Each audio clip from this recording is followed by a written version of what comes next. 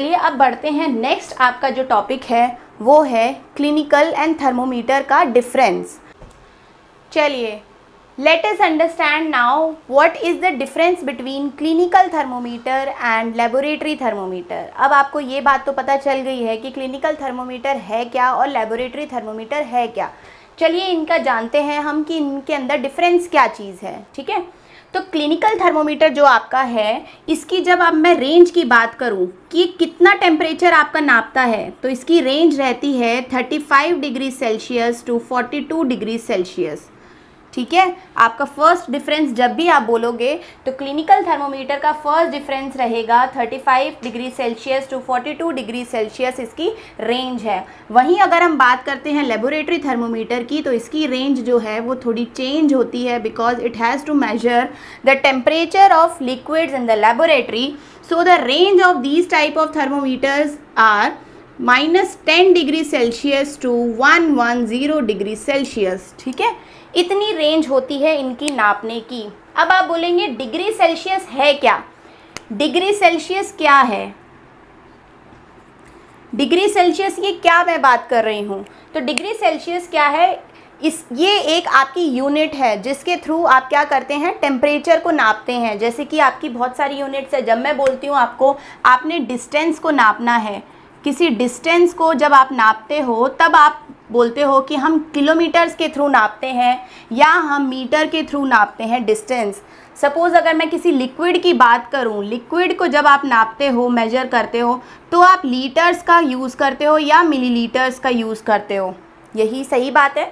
वैसे ही अगर आप बात करोगे कि आप टेम्परेचर, बॉडी टेम्परेचर आप किससे नापोगे, तो बॉडी टेम्परेचर हमेशा नापा जाता है ईदर डिग्री सेल्सियस और फ़ारेनहाइट से। ये दो यूनिट्स हैं आपकी टेम्परेचर मेजर करने की, डिग्री सेल्सियस और फ़ारेनहाइट। ठीक है, तो ये है आपका क्लिनिकल थर्मोमीटर का रेंज रहेगा 35 degree Celsius to 42 degree Celsius और लेबोरेटरी थर्मोमीटर का रेंज रहेगा -10 टू 110।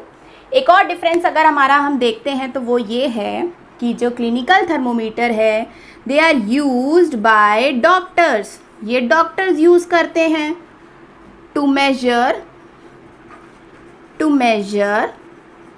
Human temperature. ये ह्यूमंस का टेम्परेचर नापने के लिए यूज़ हो रहा है।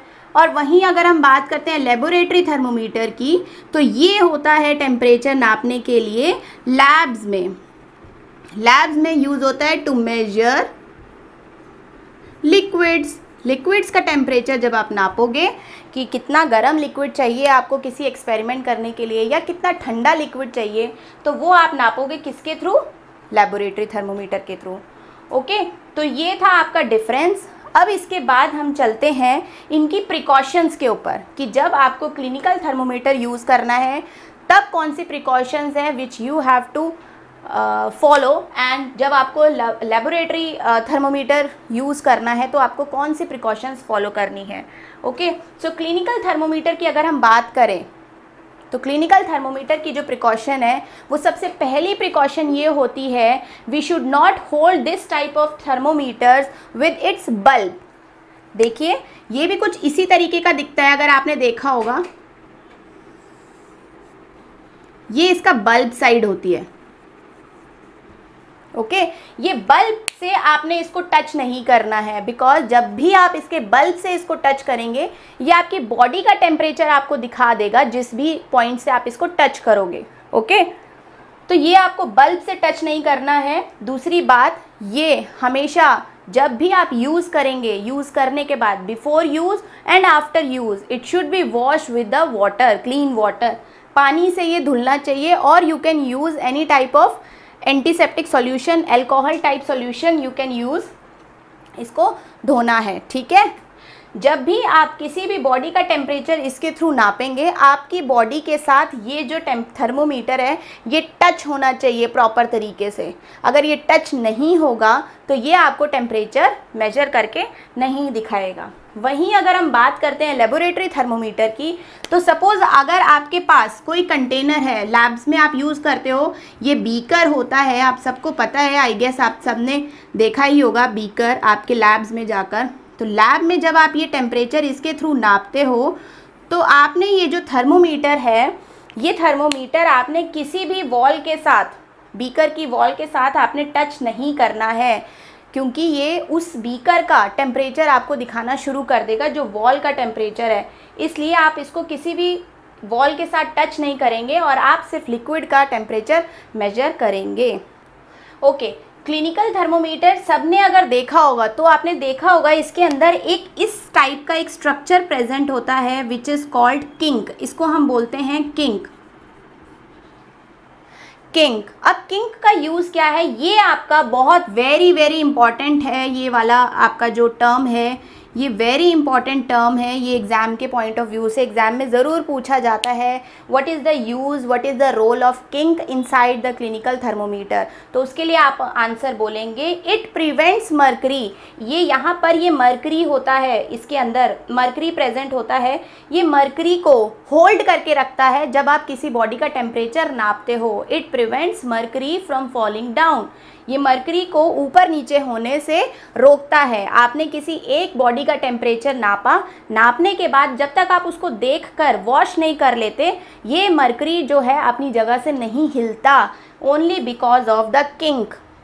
किंक का रोल है ये। और ये किंक जो है ये एक और डिफरेंस है क्लिनिकल थर्मोमीटर का कि ये उसमें प्रेजेंट होता है और लेबोरेटरी थर्मोमीटर में किंक प्रेजेंट नहीं होता।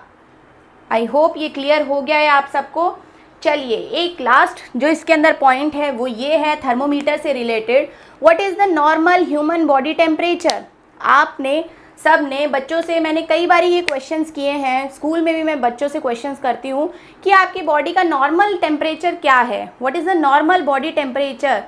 तो आप लोग बहुत ज़्यादा कंफ्यूज हो जाते हो कि क्या बॉडी का टेम्परेचर, नॉर्मल बॉडी का क्या टेम्परेचर है, वो बच्चों को जनरली नहीं पता।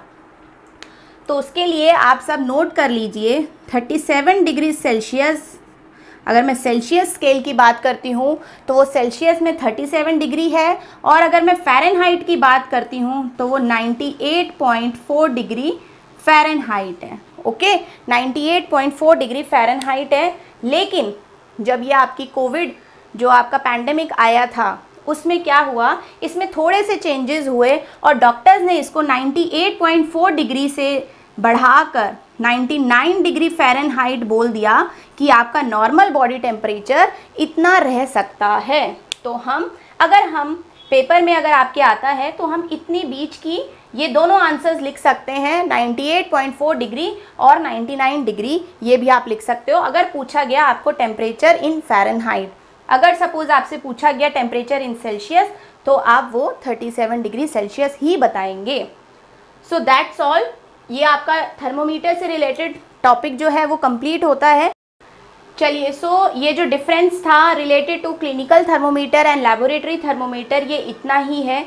इसके बाद हम मूव ऑन करते हैं किसकी तरफ, कन्वर्जन्स। ये आपके एनसीईआरटी में ये टॉपिक नहीं है, बट फॉर कॉमन मैं आपको ये इन जनरल में बताना चाहती हूँ कि आप कैसे कन्वर्ट करते हो टेम्परेचर सेल्सियस स्केल से फ़ारेनहाइट स्केल की तरफ और फ़ारेनहाइट स्केल से सेल्सियस स्केल की तरफ।